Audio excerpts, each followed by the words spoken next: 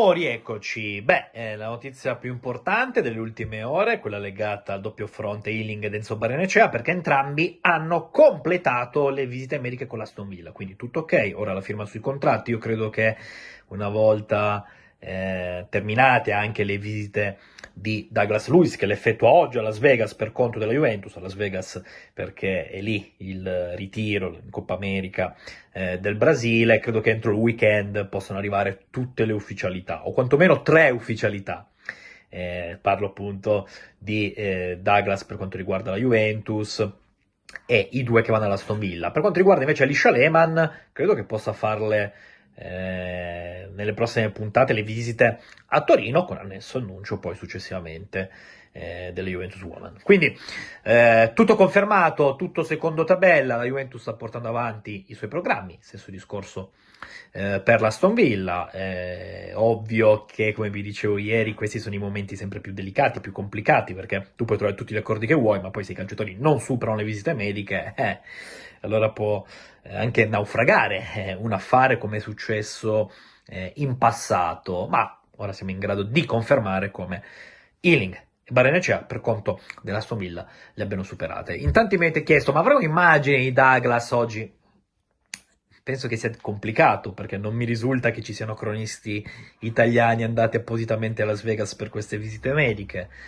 Poi non so se verrà effettuata qualche azione social, io credo che si mantenga sempre il bassissimo profilo, perché queste cose vanno fatte non in segretezza, in quanto tutti, ma proprio tutti sappiamo che oggi è la giornata delle visite di Douglas, però quando c'è l'atto pratico, quando ci si sottopone a questi test, massimo silenzio per poi avere il semaforo verde finale e firmare i contratti. Smarchiamoci un po' dal tema maxi operazione Douglas Luiz, che ormai rappresenta per tutti noi un libro aperto, in attesa dell'ufficialità, ribadisco, penso entro il weekend. Parliamo anche del vice Dusan Vlahovic, auspicando ovviamente che poi non arrivino offerte indecenti per lo stesso Dusan, che ha disputato un mondiale, sì, un mondiale, ciao, un europeo non propriamente esaltante, ma da contestualizzare. Io ho letto tante critiche nei confronti di Vlahovic, però mi sembra che in generale la Serbia sia arrivata molto scarica dal punto di vista tattico, mi hanno lasciato tantissimi dubbi. Vlahovic lì a sacrificarsi per un altro numero 9, non so quanta utilità possa avere, e infatti la Serbia è uscita ai gironi di Euro 2024, poi lo metti in panchina, poi lo getti nella mischia, quindi io credo che semplicemente tutta la Serbia sia stato un flop colossale questo europeo. Non me la sento onestamente di criticare Vlahovic, poi sì, magari in qualche azione specifica avrebbe potuto fare un pochettino meglio, ma male proprio a livello di collettivo, è malissimo il selezionatore, e quindi Vlahovic rappresenta un punto non fermissimo per la Juventus, in quanto da quello che ho ricostruito, ma già avevo raccontato, Thiago Motta ritiene che possa crescere ulteriormente, quindi possa alzare la media realizzativa, e se alza la sua media realizzativa poi ne beneficia tutto il gruppo. Ma il vero tema è il vice Vlahovic, perché un attaccante di scorta lo devi avere a maggior ragione in 5 competizioni.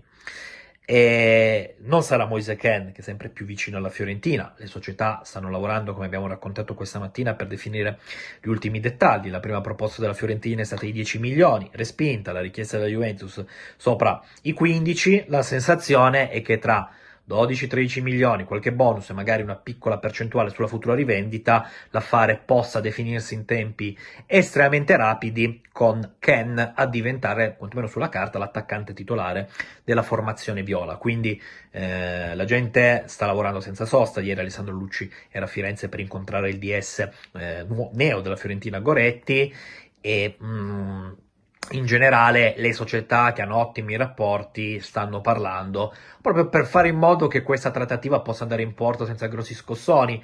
Rappresenta anche, se vogliamo, una scelta logica quella di Kean, perché Firenze mi sembra che possa essere una piazza giusta per ripartire, per riattaccare la spina e tornare a mettere in mostra un potenziale che finora è stato totalmente inespresso, o meglio, espresso, se vogliamo, a targhe alterne. Quindi su Kean Fiorentina si va avanti, si preme sull'acceleratore, c'è la nettissima sensazione che si possa arrivare alle firme in tempi molto molto rapidi. E poi c'è il tema Milik.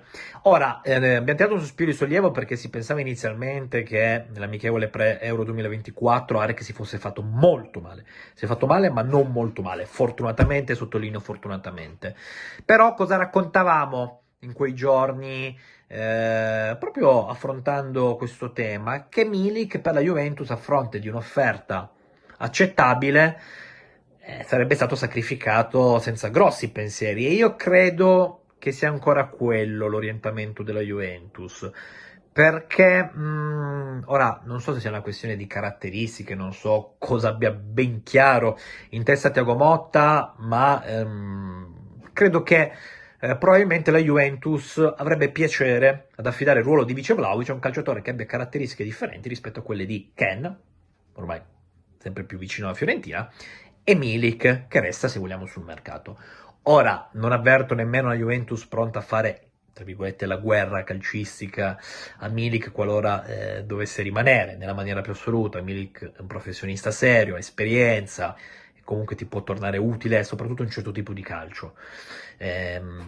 Ma se dovesse arrivare una proposta, verrebbe valutata automaticamente, e questo credo che lo sappiamo anche molto bene l'entourage di Milik. Ora, sull'infortunio abbiamo tirato un sospiro di sollievo, serio ma non grave, fortunatamente. Però cosa significa?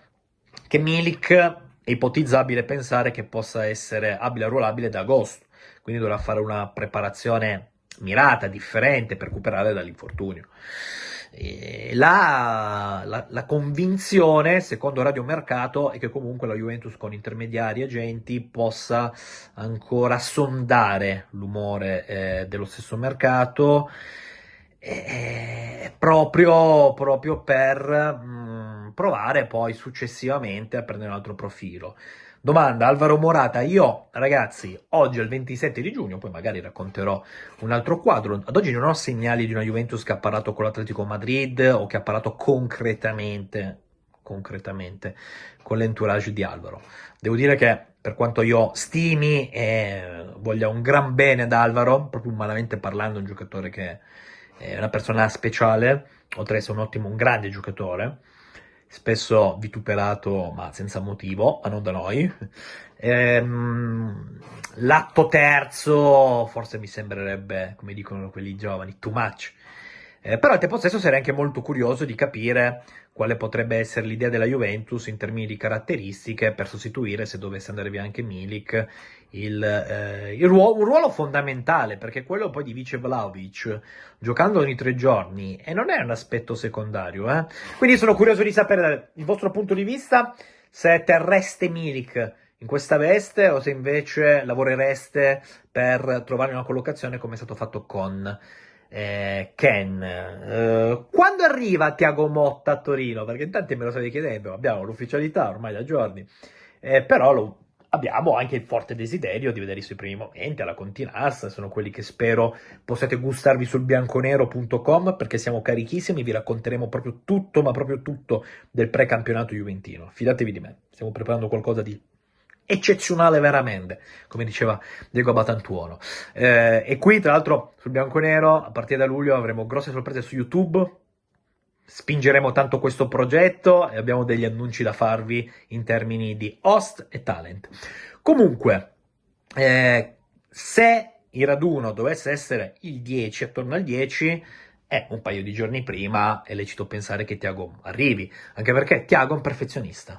In maniera maniacale vuole controllare qualsiasi dettaglio che poi lo riguardi in prima persona, riguardi il suo staff.